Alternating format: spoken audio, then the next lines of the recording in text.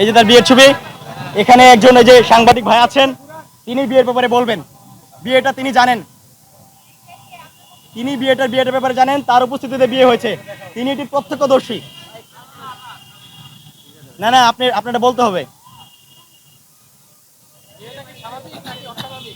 বিয়ের ব্যাপারে উনি অবগত আছেন, উনি সব জানেন, উনি বলবেন। উনাকে নিয়ে গেছেন ত্রাণ দেওয়ার সময়। এই যে তার হাজবেন্ডের সাথে আমার 17 মিনিটের কল রেকর্ড, আমি তার সাথে ফেসবুকে কথা বলেছি, তার নাম্বার আমার কাছে আছে, তার আইডি লিঙ্ক আমার কাছে আছে, আপনারা চাইলে আপনারা নিতে পারেন। সেই ছেলের বাড়ি নোয়াখালীর সেনবাগ, নোয়াখালী জেলার সেনবাগ উপজেলায়। এই যে তার বিয়ের ছবি 2024 সালের। হ্যাঁ হ্যাঁ, অবশ্যই।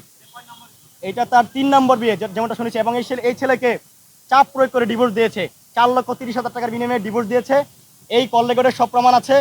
এবং সেই টাকা দিয়ে সে মোবাইল ফোন কিনেছে স্যামসাং S25 আলট্রা, যে মোবাইল নিয়ে খুব শো অফ করেছে। এবং তার অনেক ইচ্ছা, এবং আমাকে অফিস থেকে যে দেওয়া যে ডিভাইসটা ছিল, সেই ডিভাইসটা রেখে দেওয়ার খুব চেষ্টা করেছে। কিন্তু তার সাথে বাকি চান্দাবাজরা বলেছে উনি সাংবাদিক, ওনার ডিভাইস রেখে দিলে আমরা ধরা পড়ে যাব, একথা বলেছিল। এই যে এই কথিত জুলাই যোদ্ধার বিয়ের ছবি, এবং এখানে একজন আছে, উনি একজন সাংবাদিক, উনি এটা সাক্ষ্য দিবেন। উনি সেই বিয়ের ব্যাপারে অবগত আছেন। এই যে সাদা টি শার্ট পরা ভাই, উনি বলবে, কিছুক্ষণ পরে বলবে।